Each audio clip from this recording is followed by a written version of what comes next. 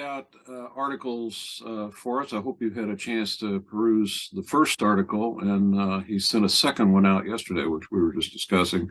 But Larry, why don't I just turn things over to you? If you have, by the way, if you have screens to share or anything like that, I can actually, shift the control of the program over to you. So let me know if you need to do that. Yeah, I don't see any. Why don't you Whatever get us started off? you already have the articles that I sent you, I Yeah. think, in that format, and that'll be fine. When I first read the Douthat article, I thought, well, that's just a really comforting way to look at the perspective of the last year's election. And the more I've thought about it, and the more I've looked at the results of last year's election, which is the totally dysfunctional House of Representatives, I've gotten my doubts as to whether or not this isn't a this is really a great kumbaya moment that Douthat seems to want it to be. And so I have my doubts about that, and I can share those some of those with you on the time tonight. But I guess for me, it's when I look at what happened in the House of Representatives trying to elect a leader, it showed to me that how dysfunctional that group is. And what we got out of this last election was that dysfunction.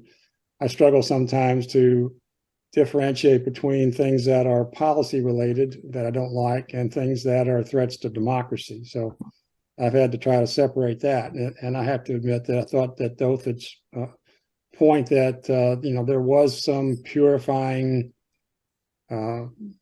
process in this last election. It didn't, the system didn't burn down, and things happened pretty much according to good order. And it's probably happened that way for the last 230 years, where things have gotten too far one way and then too far another. And so there tends to be a correction that the voters tend to hopefully bring to pass. And I think that to me was his major point, that democracy has survived. And 230 years of experience under the same Constitution seems to pretty well support that type of thing. So I'm going to leave it at that for now and let you guys talk about what you think about it, and then we'll sort of shift around. I have some countervailing opinions to what I just said that we can go through a little while. So who would like to? I thought there was a kernel of truth in what he was observing, and there is some yin and yang balance, having two points of view somewhat equally weighted to keep things on track. I think what's missing is the spirit of compromise that doesn't seem to take place in Congress. What? Where are you from? Disney? Yeah. Fantasyland, right? God love you. I'm a true believer too. It's just not happening. But yeah. I just want to thank you, Larry, for giving me something else to worry about with that foreign policy. Good point. Right. Good point. Things are bad enough here, and we're making a mess because the rest of the world. We're responsible for the entire world. Well, the point they're making about how the turmoil here just feeds the Chinese and Russian propaganda machine. And I was thinking too, I think part of the basic problem of all this is social media. And I was thinking of, they said get off of TikTok, but I was also thinking that, the Chinese and the Russians, I'm sure they're poisoning the well, they're putting in their false their bots are, just stoking QAnon and all this other bullshit. I'm sure they're all on top of that. And it doesn't help that we're an embarrassment to the rest of the world, our system of government. And it's so, thanks.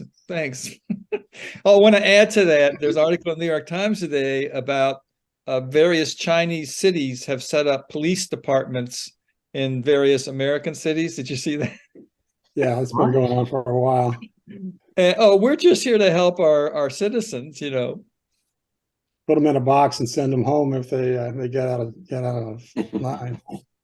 I mean, Jesus Christ, they just And look at the bright side. what? People It's dark. still want to come here. Yeah, yeah, They're coming in droves. So that's right. think about that. Yeah, well, But it's a matter, Larry, of coming from horrible to pretty damn bad, but it's better than what I have. There you Well, go. I think if you have the basics, you don't care so much about the politics until you get up there at a point where you have to worry about that. But you're right. Comparatively, this place is still the promised land. Yep. Yep. Despite everything. Yeah. I often say in my neighborhood when people say, well, we got to get better. We got to do this. We got to do that. And Sue and I look at each other and say, you know, what do we compare to the rest of the city? I mean, there's parts of the city that have real problems. What do we have to complain about? Yep. It's kind of a, you know, of course we could do better. Of course we don't want a bullet that comes fired at 2:30 in the morning through the window of the guy across the street, grazes his arm very near a bubble of nerves, I mean veins, because he's been taking dialysis for a long time. This is a guy who's in his 40s. It barely misses that and it plops in his pillow. You know, that happens in our neighborhood here. I mean, that was a freak shot, but in bucolic Indianola, nobody even knows we're here. How could this happen? Right. It does. You should be in Atlanta on New Year's Eve. It sounds like you're in a firefight in Vietnam. I mean, yeah. There's like, those aren't fireworks. That's an automatic weapon being shot into the air. Yep. I hope it's being shot into the air. Who knows? But it's like, really, it starts about 11:30 and goes until about 1 or so, and it just, yeah. You know, I'm getting PTSD just. So, I'm in the city now. Yeah. Larry, you mentioned the fact that people are kind of trying to balance the government with their vote, trying to, you know, we go to one extreme, we come back to the other. There's another twist that I have on that, and that is that they really don't like either side. So it's not a matter of, you know, it's going to a restaurant and you're offered, you know, Coke or Pepsi. Well, I don't want either one of them. What else you got? Nothing. Well, I'm 30. Okay, so I got to make a choice. I feel like that's the problem, and this gets back to something I've mentioned before, and something I just came across in a bunch of articles, and that is, you know, we talk about the fact that America is not really a democracy. We talk, you know, we like to talk about democracy, but we were established as a democratic republic. Democracy is really, I don't know that democracy has ever existed in a pure form, but it's essentially one person, one vote, and everybody decides. Well, it doesn't really work that way. And so we have mollified, I suppose, the process by having political parties. Much of the problems we're experiencing now have to do with the fact that two political parties have risen to the point where there's no competition. And from my perspective, we should either have no political parties at all, each individual run on their own merits, or we should have 100 political parties so that we had a variety of choices. You know, when you're faced with, who am I going to pick, Hillary Clinton or Donald Trump? Well, I personally don't care for Hillary Clinton, but I'm sure as hell not going to vote for Trump. So she gets my vote. Does that mean I really like her? That's what I want? No. It means the other guy is even worse. And I think there are a lot of people like me who, you know, you look at both sides and you don't like either one. You pick the lesser of two evils. One of the things that article recommends from foreign, what was it from foreign? It's foreign affairs. It recommends ranked choice voting as a way to give people more choice, because then you don't just have two people taking, you know, getting more extreme towards each other as the campaign goes on, but you have other people that can walk a middle ground and maybe take some positions that aren't as odious politically. They have a show. You have more. You wouldn't maybe necessarily have more. Maybe you would. Maybe you would have more people running as independents. I don't know. But the other thing I wanted to say, Michael, is be careful what you wish for. I was just reading about the Weimar Republic before Hitler came to power, and one of the things that people were attracted to Hitler for is because he was going to bring order to the chaos. There were 36 political parties in Germany before Hitler took control, and people said, "Well, let's simplify things here. Let's go with this guy." And he had a lot of support. He was elected democratically. So be careful what you wish for. 36 parties might 35, 34. I don't know. Well, perhaps on a national level you couldn't have many, but on I'd say if you're in a situation where you don't need political parties, you shouldn't have them. Yeah, it's not a good idea. I think folks in Dave, to your point about neighborhoods, people in a neighborhood should not be running as Democrats or Republicans. They're your fellow citizens. Doesn't matter what national party they belong to. They don't control national policy. So I think it all goes back to the instinct of humans to say, I need support, I need protection, I need to be with people who I agree with, more or less I like, it's my neighborhood, it's my tribe. And that's how it all emanates. It's maybe such a deep-seated human need that supersedes everything else.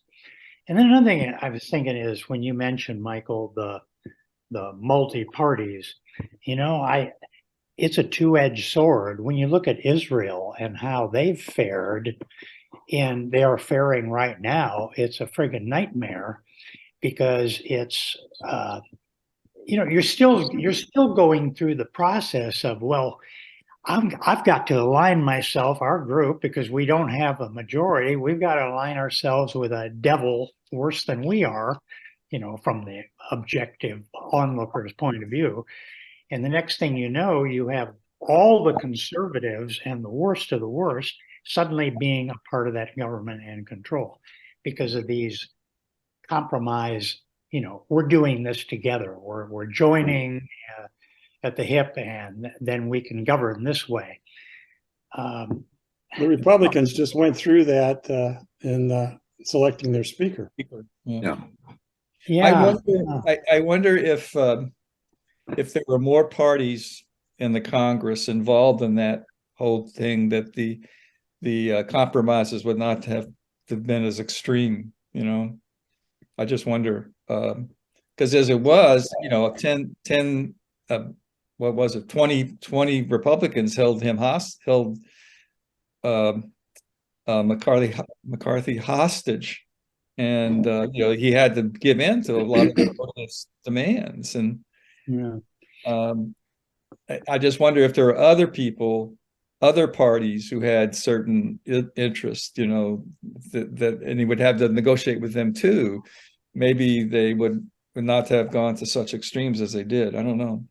There's probably a lot of negotiation behind the scenes on that one, though, because you noticed how, eventually a kind of democratic republic finally worked there. The longer the 20 went and a few more joined in, and then, they started to think of looking at themselves, maybe embarrassed about it. They should have been. How it gradually pulled more and more of them away to vote in. And what were there?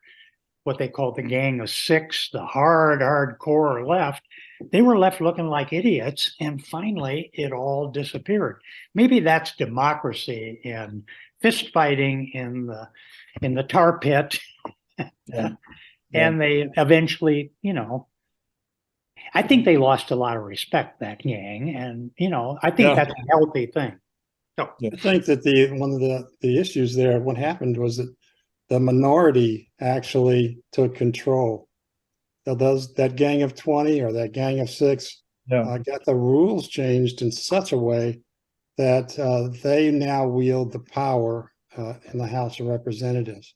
So it's really kind of the worst outcome. Those people got on committees. They got back on committees where they wouldn't have otherwise.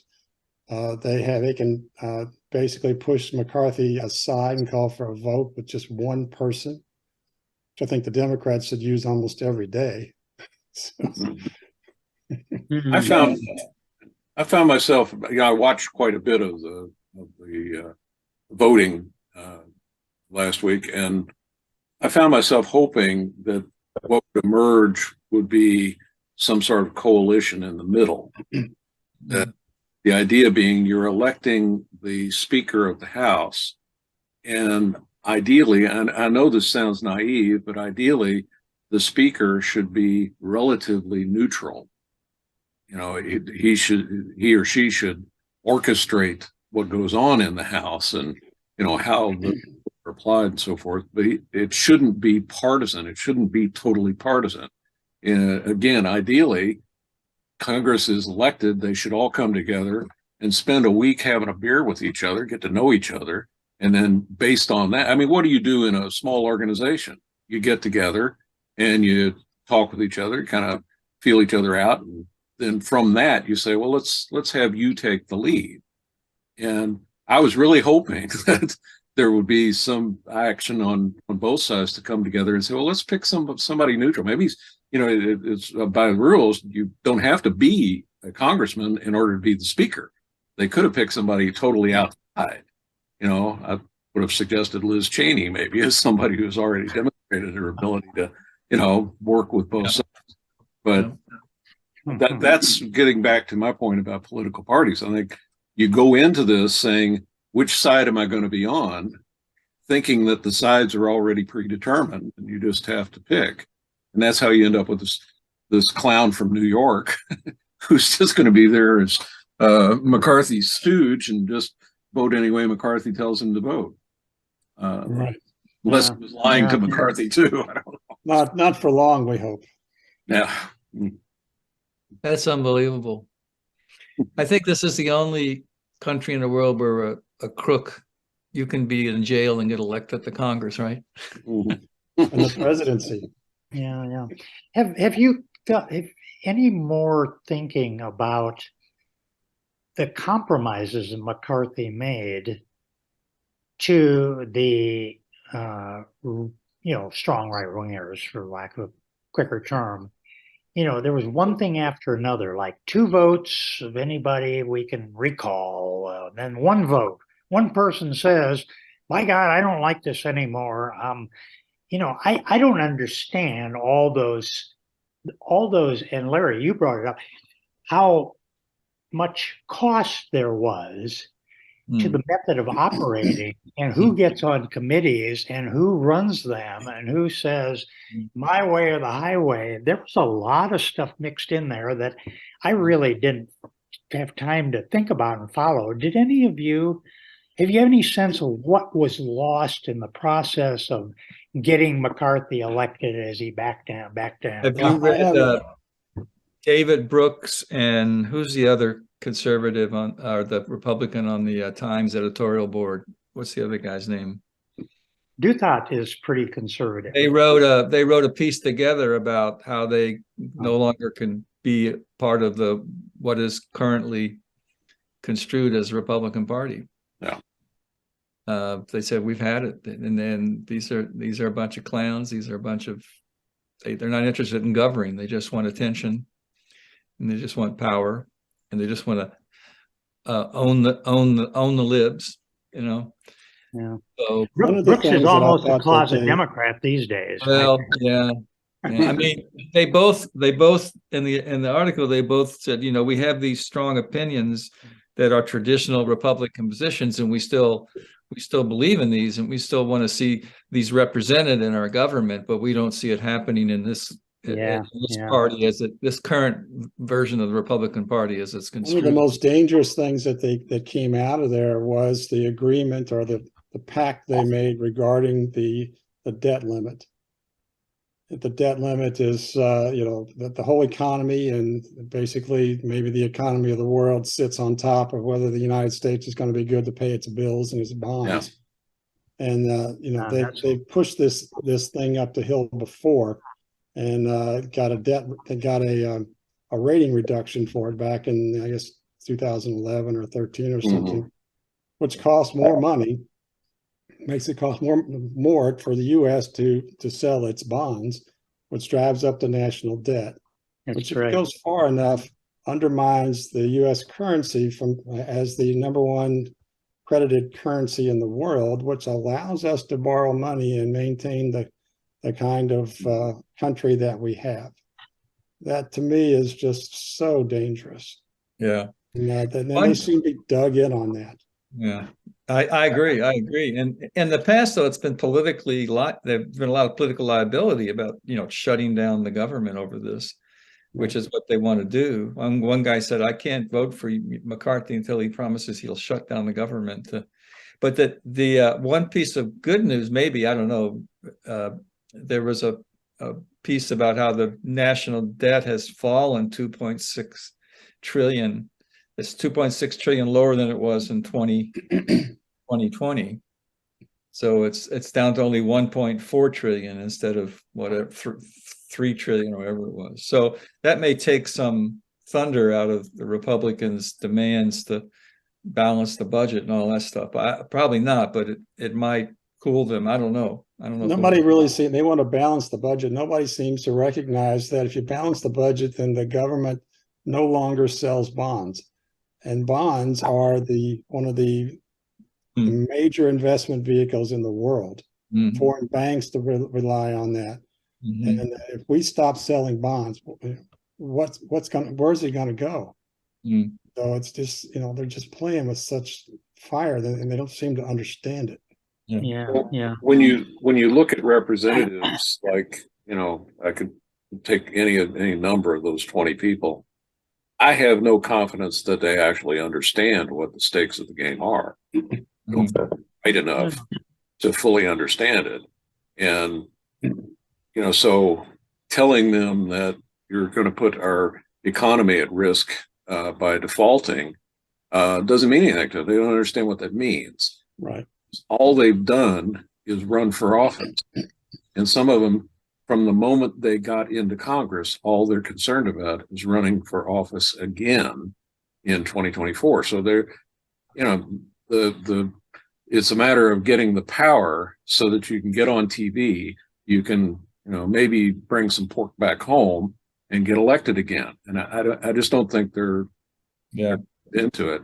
And the other thing, I was wondering about that, they said it only takes one member to challenge McCarthy and recall him. Right. If we get to a serious point, if I'm a Democrat, I say I object. Let's go through the roster of Democrats. You're gone. You're keep gone. doing it over and over again until Congress can't function anymore. He doesn't have to resign. They just have to have a new vote, right? Yeah. Well, just have one guy objects to the speakers, and whatever reason, they have to call a new vote. Yeah. Well, just everybody have has to rush back. Everybody has to rush back into session so that they can be there to vote. Right. Yeah. Well, on that business of the debt, one of the absolute fundamental laws of economics is that debt is good when it's needed because you have problems in your society or in your company or whatever it is you need to solve.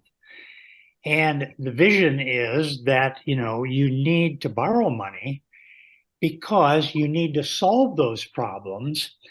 Like we need more money for education. We need, pre-K, if we could get if we could change this country so it was a literate country, educational system from the ground up, 3-year-olds, 4-year-olds, 5-year-olds, 6-year-olds, they were on the route already to learning to read. The investment of money that we might make in this, as an example of what I'm talking about, is that those kids would end up learning faster, learning more, becoming independent contributors to the system we have, whatever it is. And, it's an investment that's needed now in order to create much greater good.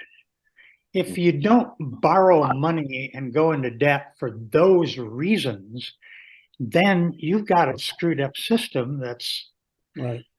it's going to come back to bite you at least. totally true. It's fundamentally. Will I get reelected in 2 years, Dave? If I go along with it, will I get reelected in 2 years? Well, and that's of course You're- the dilemma. no one can I'll do imagine. what I need to do to get elected and convince the public that who are going to elect me that I need to be running things because I know how to do this. In Texas, they have Something a like that. Texas has a $33 billion surplus, and they're trying to figure out how to spend it. So the choices are: do we support the educational system, or give the taxpayers, property owners, tax breaks? So Governor Abbott, that's where he wants to go with it. Tax breaks. Property He's taxes. voting for the tax breaks. Right. Whereas a Democrat more likely would be, a progressive would say, let's give a little bit back, but let's take the majority of that and invest in the future. What else are we having problems with? Well, it's poverty, it's homelessness, and so on. Once you pull How about a border wall? Why don't it's just, build a border wall? it's just so obvious and rational that I don't know. I know personally, I would hold on to the money in case there's another hurricane or another, natural disaster, which is going to happen. It's going to happen. So you might want to hold on to some of that in order Well, to. one of the suggestions also was to fix the power grid, and so that's not going to make it either. That's not a problem. One of the many things that need to be done. What is it? This airline fiasco. What the hell is going on there? We have people, who are flying around. They come back with stories of, bogged down here, had to fly to Amsterdam in order to reach Calcutta from the United States. It's a mess, but you count the messes we have, and you'll run out of fingers and thumbs. I have a couple of points I'd like to make back on the Douthat article. Yeah. And again, I think that there is some truth to that. But what strikes me is that while there was not a red wave at this time, and so it seemed like there was a balancing of choices amongst the Republican electorate. It was very, very narrow. In that particular, the Republicans had overall they had many more votes than the Democrats had, cumulatively, which tells me that they think that maybe that's a sign of maybe of strength or weakness. I'm not sure which, but what it tells me is that where the Republicans voted for their representatives, they all did. There was huge majorities in those places that voted for Republicans. And then where Democrats won, they won by a much narrower margin, which to me, tells me that there's probably just a relatively small number of people who switched their vote from what would have been Republican to Democrat that ended up defeating the Kerry Lakes and the Herschel Walkers and those folks that it seemed like, such ridiculous choices. And I think that we shouldn't let the guard down. They think that they're so complacent just because things happened well in this particular time.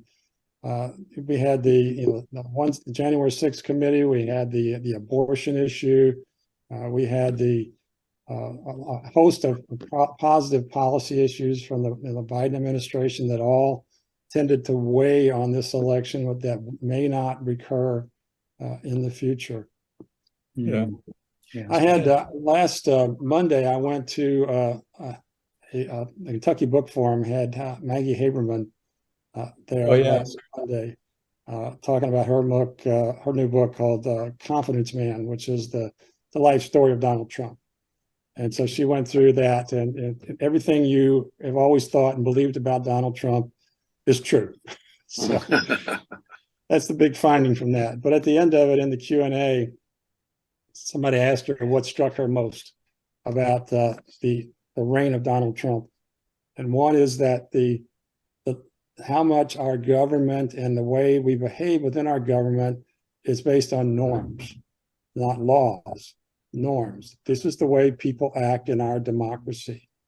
And secondly, that how much Trump shattered those norms and in essence created a blueprint for the next guy, maybe it's DeSantis or who knows, gave a permission slip to the next person, even if it's not him, to come through and basically run down the same road, which is, it's a real scary thing. Well, don't some people say that the fact that a lot of the election deniers were not elected, a lot of the Trump supported candidates were not elected, takes away some of his charm, some of his special sauce or whatever that would encourage people to continue to break the norms like he does. Is there any hope there, do you think? I think there, perhaps there is, that there are so many other norms that he broke in the course of his administration, the way he handled temporary heads of departments. He didn't like what they were doing, so he'd fire and put somebody else in who would do their bidding. Right before the election, he fired the Secretary of Defense and put some guy in there, and it just scared me to death that he's going to put some lackey in there that's going to do whatever he asked him to do.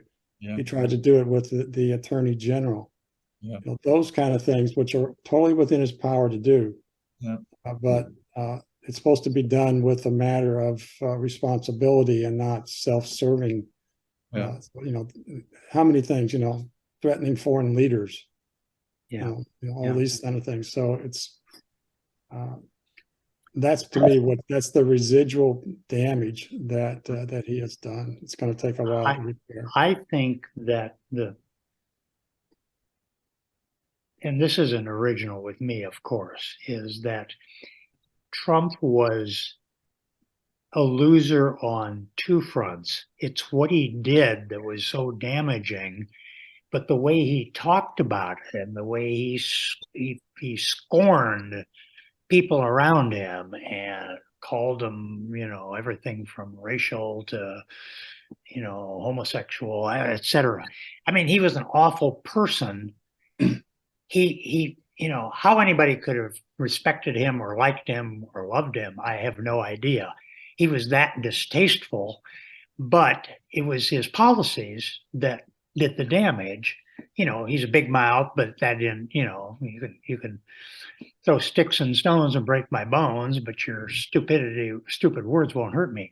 But what if the next person who comes along is a very pleasing personality, gentle, kind, open, you like him, but he operates in the way Trump does or worse, and there won't be that liability that will convince a lot of people who would reject him. I think a lot of Trump's rejection isn't what he did. It's because he was such a distasteful son of a bitch. He was so nasty. So what I'm saying is the next person could be a sweet and kind, a Pence kind of, oily, smooth, kind, so on.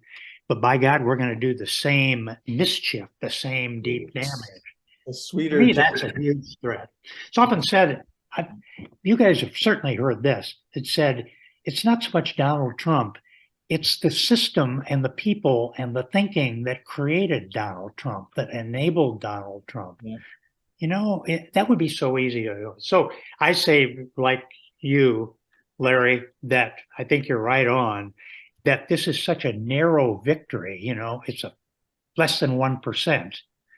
Herschel Walker versus Warnock. Again and again, those were it was 1%, 2%. That's so narrow as to be almost meaningless because very few people shift over to the other side and it weighs the other way. I don't think we ought to be celebrating victory so much in this. We ought to be celebrating why is it that people can't see what's going on and who these people are and just do common sense, moderate Democratic or Republican somewhere in the middle? I mean, what happened to these people what happened to common sense? A lot of people blame Newt Gingrich. He introduced the idea of no compromise, and he sort of made compromise a bad word. And I've seen a lot of commentators say it goes back to Newt Gingrich. This, refuse, and never back down, never, yeah. But getting back to Trump, overturning or violating norms, I think the greatest norm that's going to harm us the most that he broke was the belief that elections are fair and square. Right. That's been unheard of for the most part in this country, that there was one case back in the 19th century where the Republicans bought an election by doing something for the Democrat anyway. But other than that, that's a fundamental way democracy has to work, is you have to believe that elections are fair and square. Once you start introducing this doubt in here, why would anybody admit defeat? Right.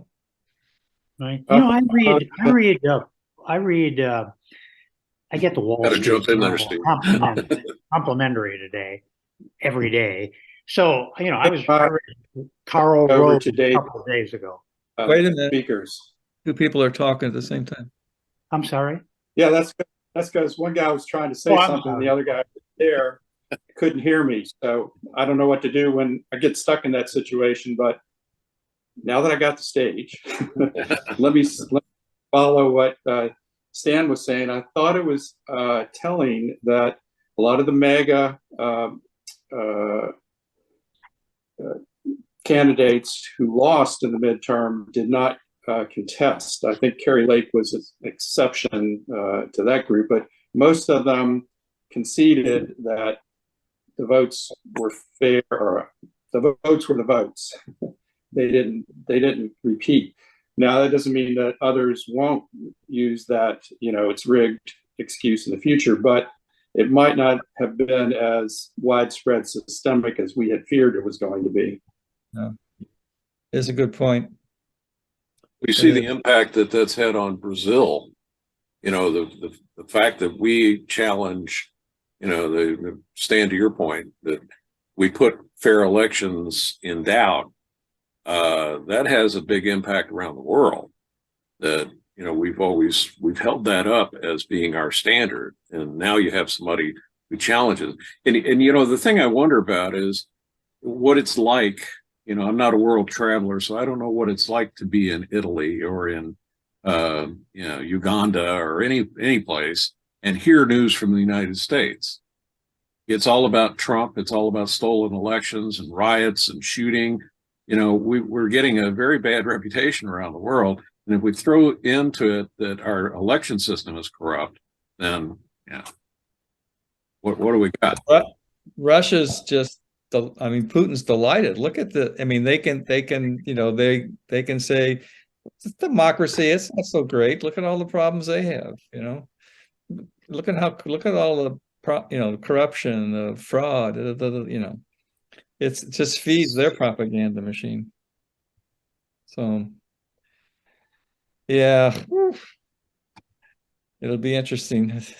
The other thing too is, I don't know, this is a little off the subject, but why all of a sudden is all this stuff coming out about Biden not taking care of top secret documents? Why is it coming out now?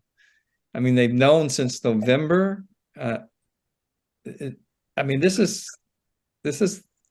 This is really going to be another hurdle for him, besides his age and unfavorability, to be reelected. Why is this coming out now?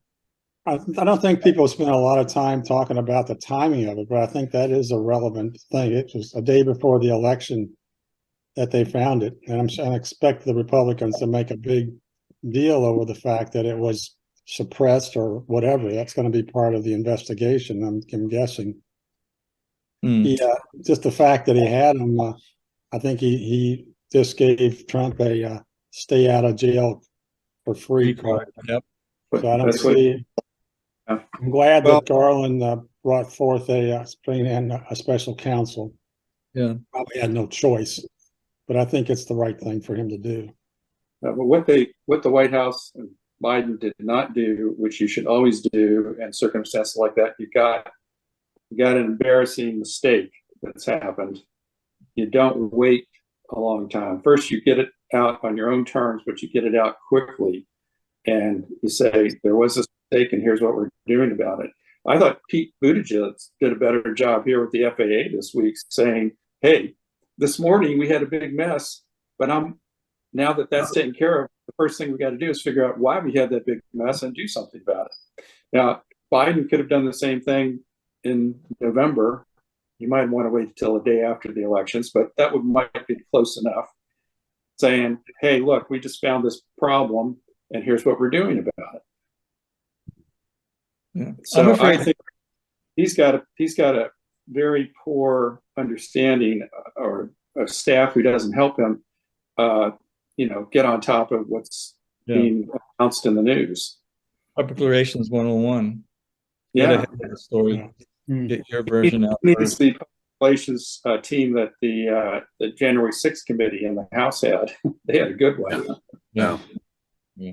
Well, I think it's a good thing that the Republicans are going to have some hearings and question the Justice Department. If they come up with something, I'm glad they've come up with it. I doubt that they will. I don't believe what they believe, but having Congress investigate the administration is always a good thing if it's done on the up and up. So I'm not afraid of whatever might come out of Biden's documents. Investigate him. If he's guilty of something, prosecute it. You shouldn't show any favoritism. And I think getting out in front of it is certainly what they should have done. I think probably they didn't understand that there were these documents. But, oh wait, there's some more documents, and they're probably going to find even more. I heard today was the second batch they didn't find until December 20th, but still, why not just today? Well, you would have thought that people learned from Watergate, that you burn the tapes or burn the documents, get rid of the stuff, don't leave it around for somebody to discover. Just get rid of it. Don't you think maybe they overdo the process of top secret documents, and anything comes up, they stamp classified on it? Steve, you That's a good question. worked in Washington. Did you discover that? I don't know whether that was something you would have discovered, but did they? Well, I wouldn't have. I did have a top secret clearance 8 years. During that time, I saw one top secret document and no other classified documents of any kind. And my job didn't require that these things come to my attention very often. Yeah. But because I had the top secret clearance, I had to learn all about, what you're supposed to do. And if you have a top secret document, you can look at it, but you're supposed to lock it up in a safe someplace at night. When you leave, actually, you shouldn't leave your office. You should look at the document, and you should be sure it goes right into the safe when finish looking at it. Well, when you're the president or the vice president, think how many top secret documents you have, and they aren't the ones who are supposed to go put it in the safe. They're supposed to have staff who take care of that for them. Yeah. Okay, now I'm president, and I've had top secret documents, and my staff have top secret clearances, so they can look at them. But we got files all over the place, and I may say, "Hey, get that document that I saw a couple of days ago. Bring that out. You can bring it back to me." Okay, I'll look at it again. Okay, put that back. I'll let you know, if I need it again. So the staff have got all of these documents mixed in with other kinds of non-classified documents. The administration ends. They don't remember which file cabinet has what documents in it. They pack it all up. Biden doesn't go looking through. He doesn't maintain his files. He doesn't go looking through it. Trump didn't either. But Right. Trump just made a case about it, that I want to keep them because they're my documents, which is, problems. But what I'm trying to say is I can see that just the administration of all this stuff becomes too complex, too burdensome. The staff want to be sure the boss has access to it when he wants them. He's not trying to take them out of the government hands. He needed to use them while he was in office. Once he leaves office, he's probably not thinking about them. Yeah. So do you still have some of these documents you were talking? Well, I don't have a Corvette, but I have a lot of boxes of documents. So we'll see. It's a good time to get ahead of it. Right here, Steve. This is being recorded. Come on, spit it out. I'm glad I don't have top secret clearances anymore. Oh, yeah. What was it that Hillary Clinton, she had some documents that she took home? There Well, was she that had- big blow up, what, Steve, about 5 years ago, maybe 6 years ago, she was. Yeah. That went on her own private email server that wasn't a government controlled server. So we were, as a government system that is allowed to handle secret documents. I see. It's also hard that they don't really have electronic systems to keep track of all of the documents. So, it's a sort of check them out, check them back in, like the old library card system. Somebody writes down so and so took the document out, and then he writes down so and so put it back. Yeah. But like you say, when it's a president, so many documents he doesn't check them out. Somebody else hands them to him to go through across his desk. He needs to be notified of this top secret thing or that. He gets a daily briefing from the CIA. It's nothing but confidential or top secret information. So, yeah, I'm surprised this doesn't happen more often. That's why mafia dons don't have a paper trail. There you go. You never say it when you can just nod your head, right? I'll take Right. care. Yeah. I'll take care. They don't want it on tape. They don't want it on paper. They don't want it anywhere. One of the things that Maggie Haberman, one of the points she made about Trump's personality is that he was excellent at making sure his fingerprints aren't on anything that he orders to have done. Mhm. That's why he was managed to survive all these years. Don't stay away from the scene of the crime. Just have what somebody else is doing. His corporation was charged, but not him. Right. His name is Don. Remember? He's Larry, that what did she say as in norms you were talking about?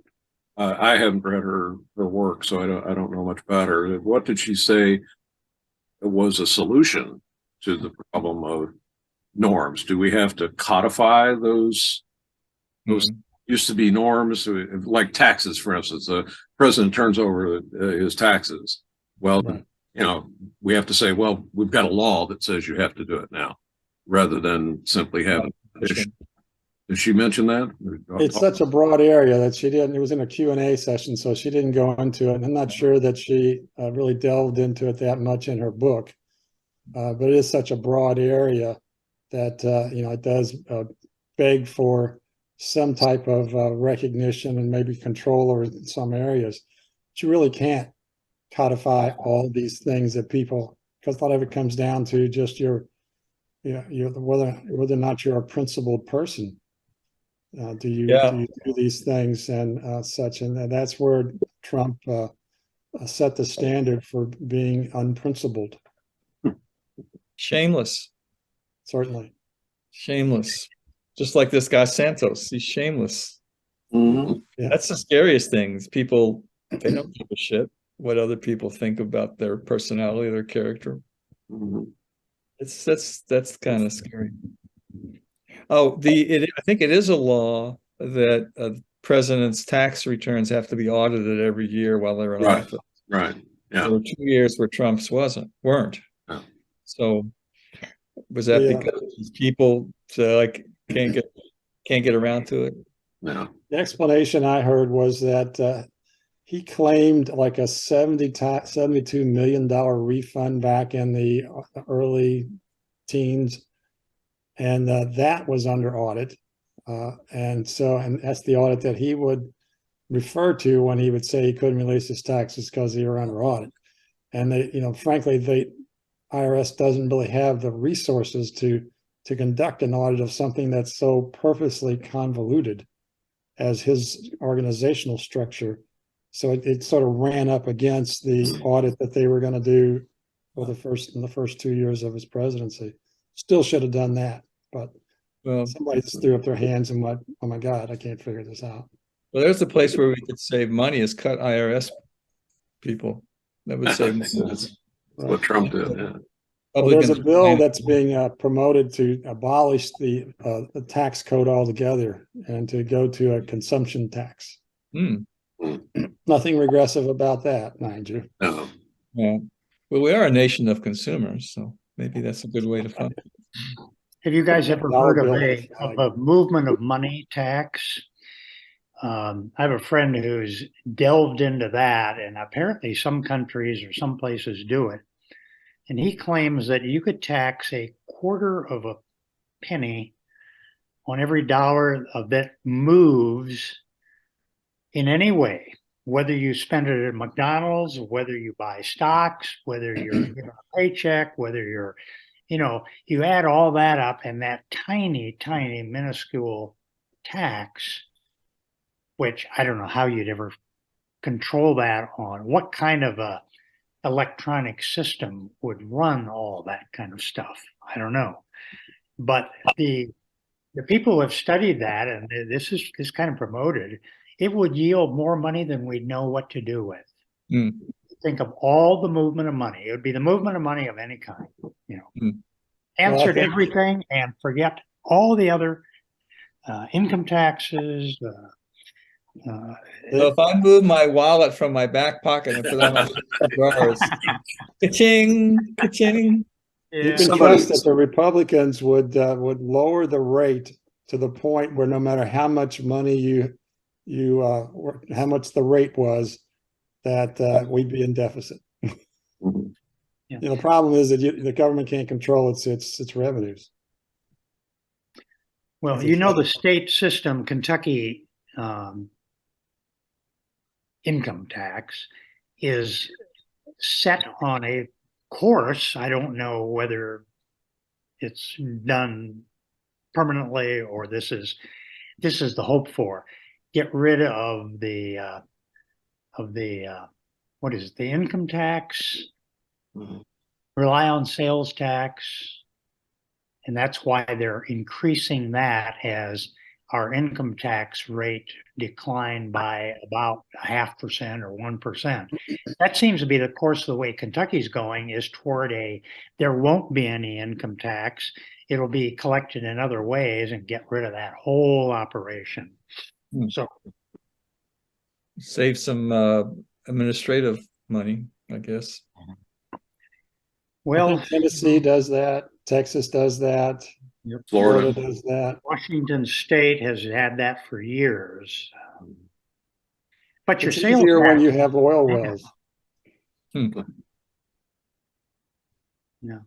Someone have oil wells and a huge tourist industry. It's a lot easier. Yeah. Someone taught me a long time ago that you don't tax based on what is fair. You tax where you can do it, where you can actually get the money. So that's why sales tax is there, because you can actually have to buy things. Yeah. But capital gains tax is a little harder to enforce.